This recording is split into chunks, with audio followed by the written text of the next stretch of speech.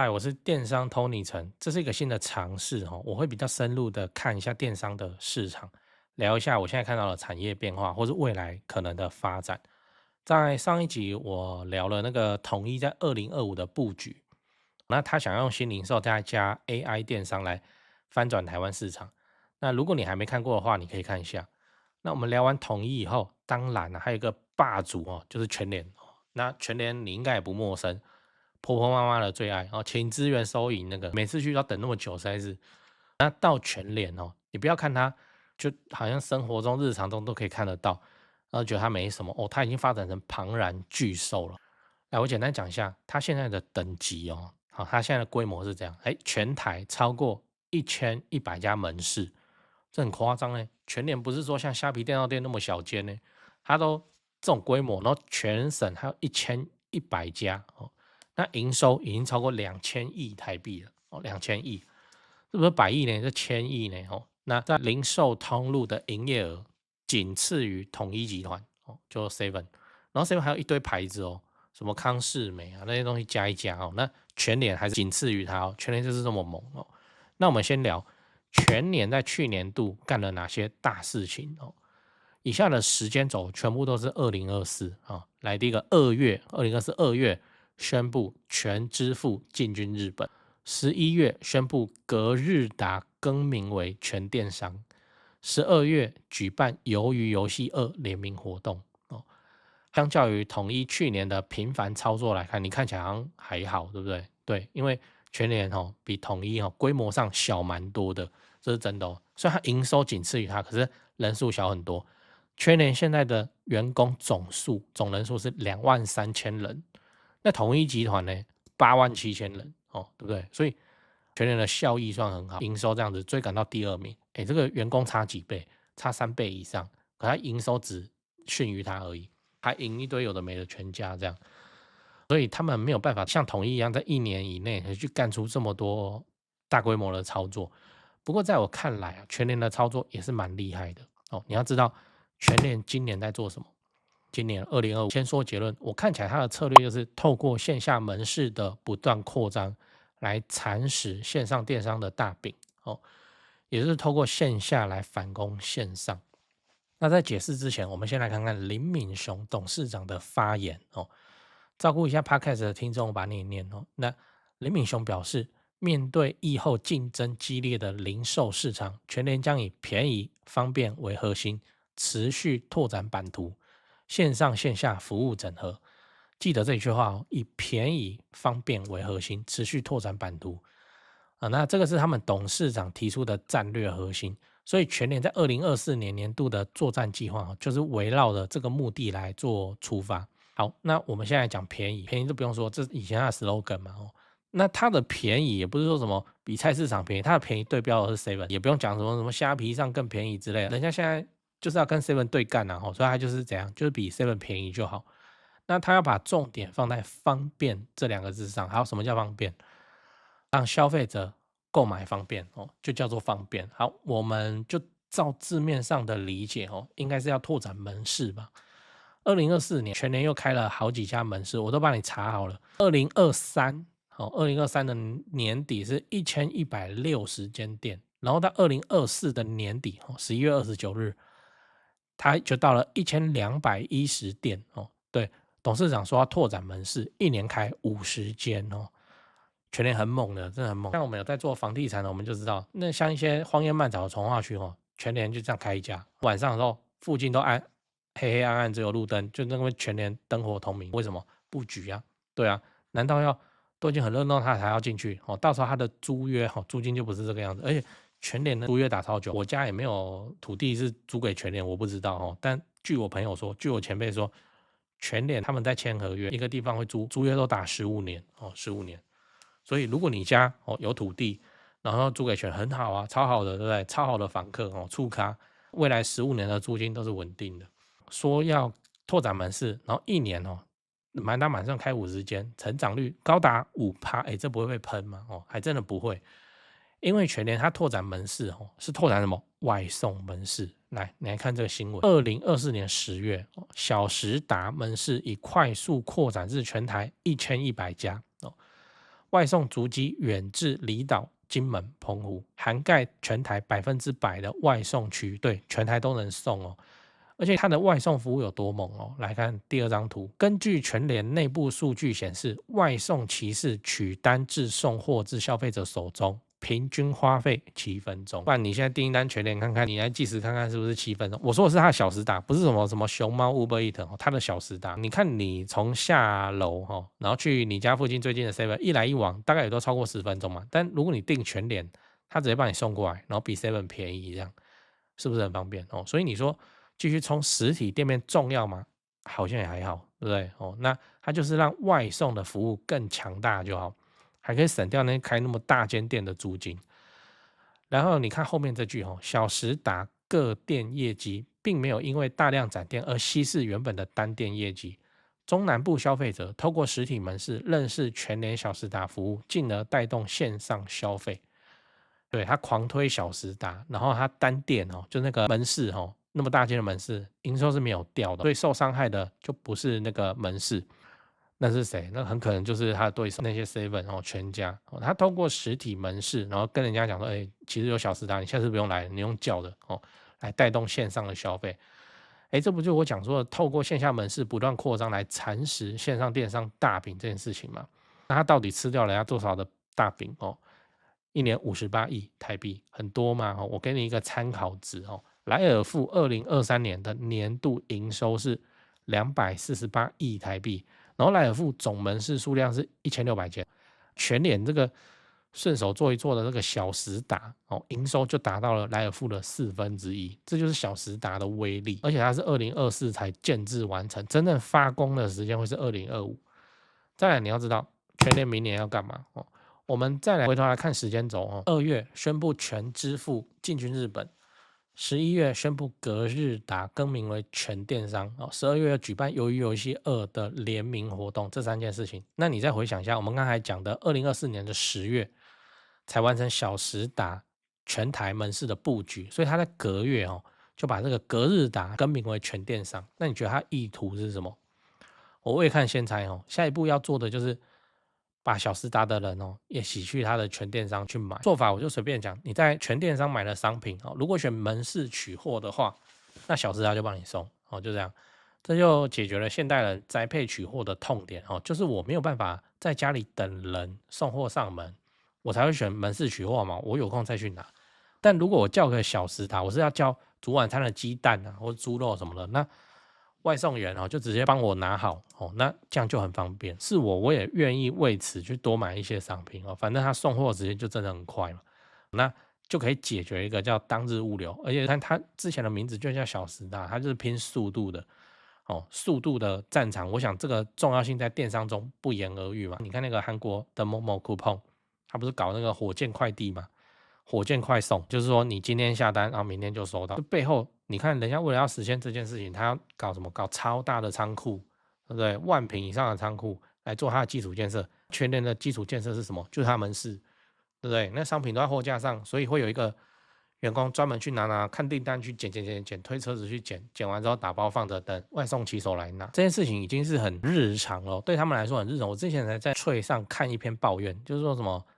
他是在全联工作的，然后他就说他被店长骂说你有空那边滑手机，那个外送单不去做一做，所以外送单已经变成这些门店的日常就是这样。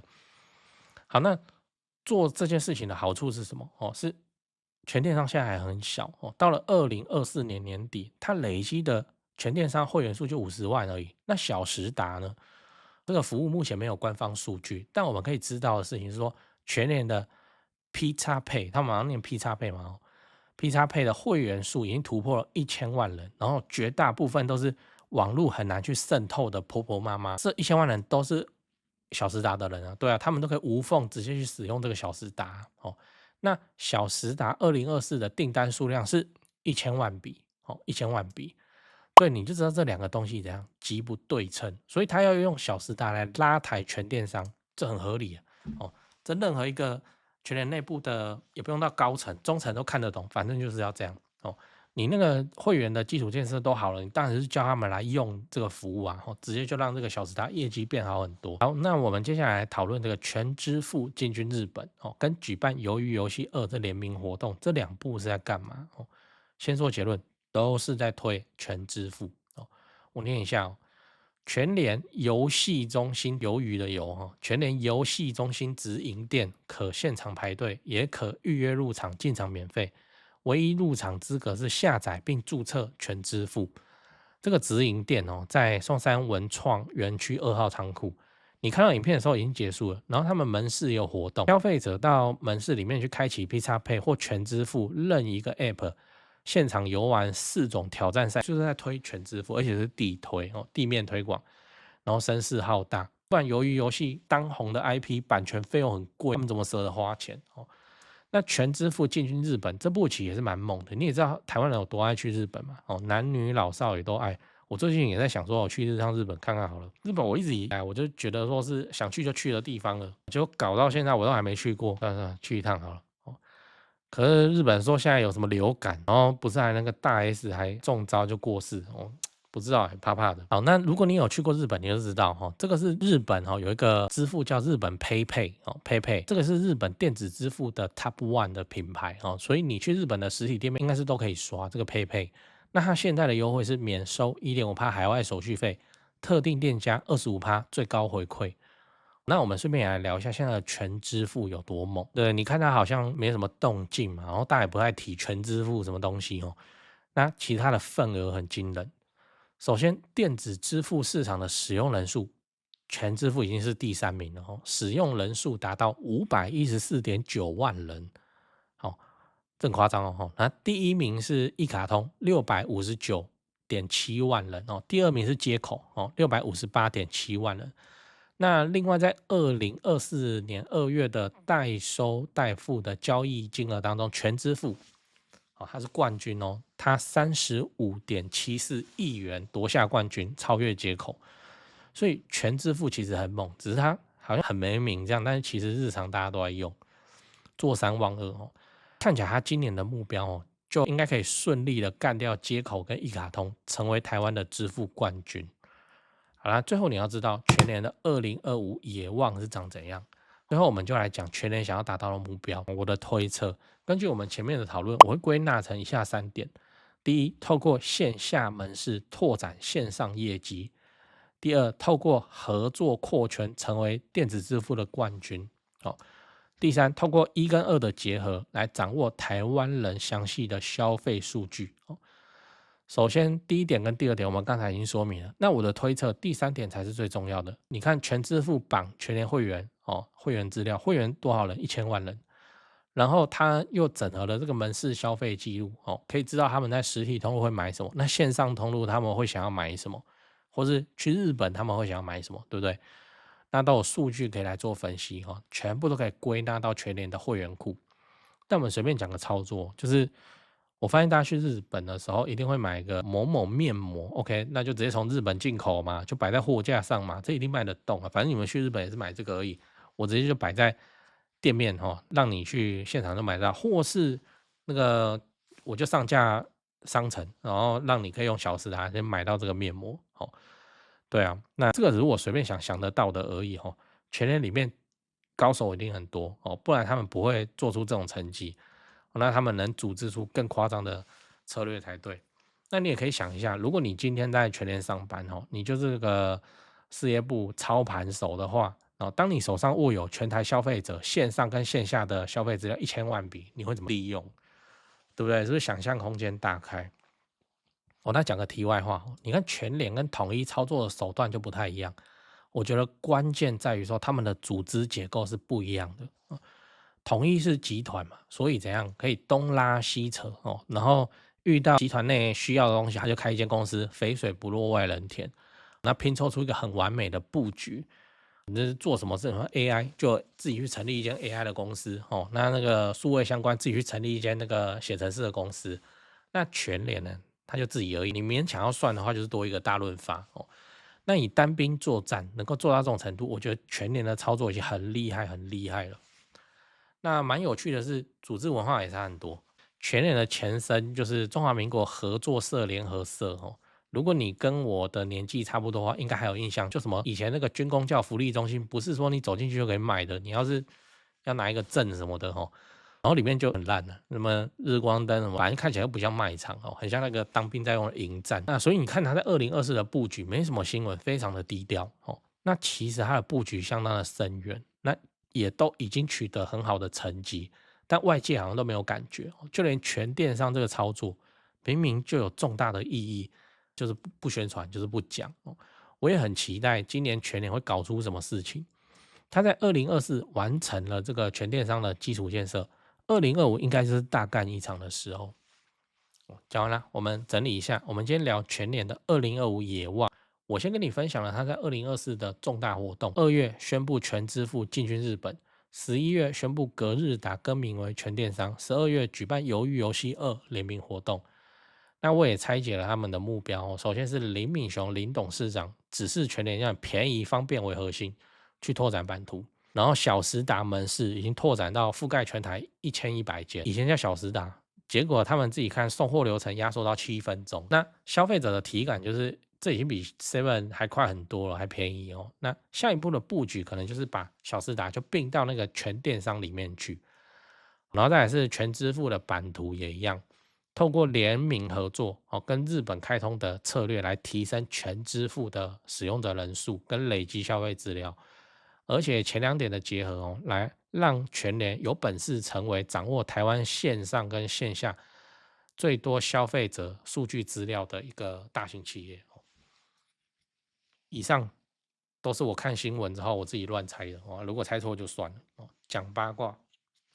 我们这一集讲全联那我们上一集讲统一，这个看起来都是实体大于电商的企业嘛我自己的心得是这样，电商很可能，电商不是吹起冷风，电商是早就已经是寒冬为什么？因为外面的竞争对手太强，比方说虾皮，比方说 Coupon 韩国的 Coupon， 比方说淘宝的99块人民币台湾免运所以电商很难做很难做。最近在那个电商社团很有名嘛，说什么他是虾皮快要过亿的卖家，然后赔钱收摊，怎样怎样的，这就是线上电商现在很残酷的，这不是冷风也是寒冬那一直以来能够相对比较好的解法，就是说你有线上跟线下，你去用力经营你的线下，把它弄得红红火火、热热闹闹，排队发 IG 干嘛的。可是你根本没几间线下来吸引看你 IG 的、看你Trade的、看你 FB 粉丝团的，然后去逛你的线上网站来买。我比方说，最近看到一个例子，我觉得很好，就迪化街年货大街，这不就北部人会去，对不对？然后大量的人都是怎样，就是返回家乡大家都北漂嘛，然后就返回家乡中南部。好，那如果有一个牌子他就去摆迪化街年货大街，然后风风火火、热热闹闹的，然后还开直播然后还开 IG， 还开 Trade 什么的，然后讲说他们现在有多便宜多便宜，什么线上也一样那你会不会买他的年货？中南部的那边滑看，好像不错这迪化街卖得很好那就有机会去买，你就一样实现了说用实体去促进转换线上电商的购买。这个是2022到2024你能活得比较安全的做法就是说开始你们不是说那个事情要做到多少业绩而是要把它弄得很热闹，然后人家根本也没办法去拜访，所以他在你的线上买这件事情。那纯电商在台湾已经相当之辛苦了，我想辛苦都很好听大家都是快倒快倒。那2024 Q3 还 Q4 不是倒了一间很大的代理商吗？就是这样所以我判断线上电商的市场有点危险，最好是要有实体门市。那我之前的影片我也提供过解法，就是你不用搞到门市嘛，你可以是百货花车，你可以去摆文青市集、文青摊贩一样可以来做个线下热闹，然后线上其他地区的人也可以买的这件事情好，这是电商市场。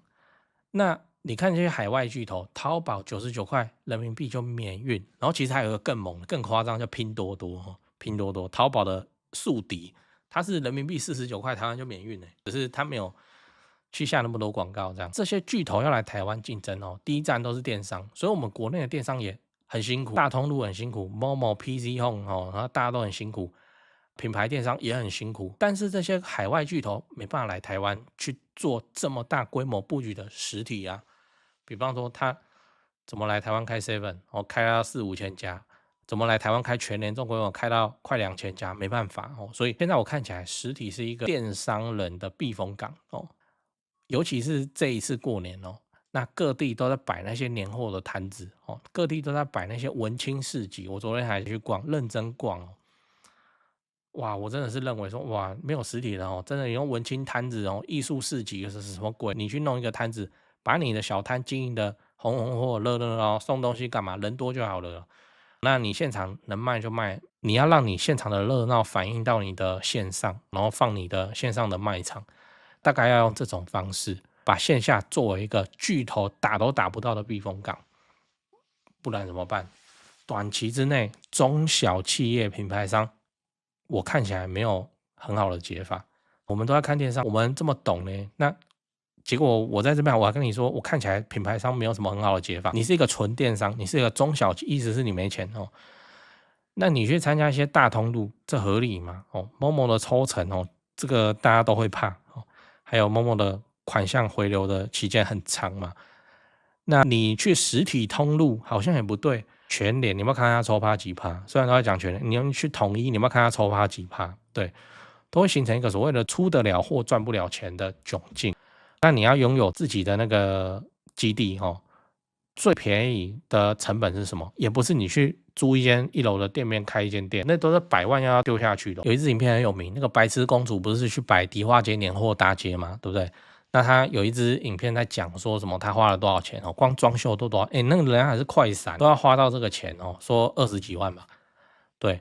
最便宜的解法是真的是那个摊子，不是说菜市场，而是说很多地方都每个县市都有啦，就是那艺术市集的文青摊子啦，有一些协会在做，那有个什么爱手作协会，反正你去查，他们就是专门会去包这些地方，然后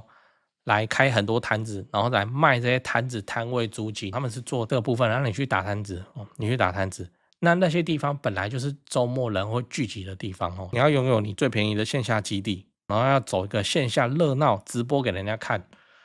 然后线上买得到东西的这个剧本的话，我现在看起来是文青摊子，然后你去摆文青摊，形象很好啊，对不对？形象非常好啊，那个文青摊都那么漂亮。对，所以我看起来在那个巨头线上电商还没分出个胜负的情况之下，你最好还是要有一个线下的避风港躲起来的避风港。那我现在看起来成本最低的解法就是出去摆摊子。你出去摆摊，我之前影片也讲过，你出去摆摊子真的你就去你初期不想摆，你就看那个摊子一摆，那些牌子会招募工读生，你就去参加看，不然你先报名一个工读生，你去看看，你会发现说，我预想中，因为我纯电商，我都幻想我的客人的长相是 A， 结果实际上来逛、来问、来买的人都是 B 这会很震撼的。所以你去线下的避风港不然呢？不然你要在线上电商大战，然后国外的资本跟台湾本土的业者这边打来打去那你那边夹缝中求生存，我跟你讲很困难啦，还是要有一个自己的线下实体门店做基地。最便宜的解法就是那个文青摊子文青摊子，参考看看。现在的电商平台之间竞争激烈，除了你熟知的虾皮、PC Home、Momo 以外，外国的电商平台也对台湾虎视眈眈。除了酷鹏、大军来袭，还有旭印、抖音小黄车、全球速卖通、Temu， 他们都在偷偷伸出触手，要来抢台湾市场。而对于我们这些品牌商来说，最可怕的是，现在这些巨头在神仙打架，你只要被插到一点非死即伤啊！所以我建议你快点跑啊！再晚一点，你可能都被逼着参加斗价钱的战场，想逃都没有办法逃。只有盖好自己的品牌官网，培养自己的忠实会员，才能够创出高的毛利这才是避免伤亡的最好方法。如果你现在正在找一个实力坚强的电商系统来帮你架设品牌官网，我推荐你 7biz。我们除了官网仓储跨境 POS 能一次搞定以外，现在还能够发动电子票券或是30分钟机车快速到货，让消费者更难抗拒你的行销活动。这也是为什么那么多大品牌都喜欢配合我们 7biz 电商系统的原因。如果你想了解更多，那你就填写资讯栏的连结那填完资料以后，我的同事会跟你联系，电商相关的问题应该都回答得出来，因为我们经验蛮丰富的。最后记得点赞并订阅我的频道，我会继续分享更多电商资讯给你。我是电商通灵城，我们下集影片再见。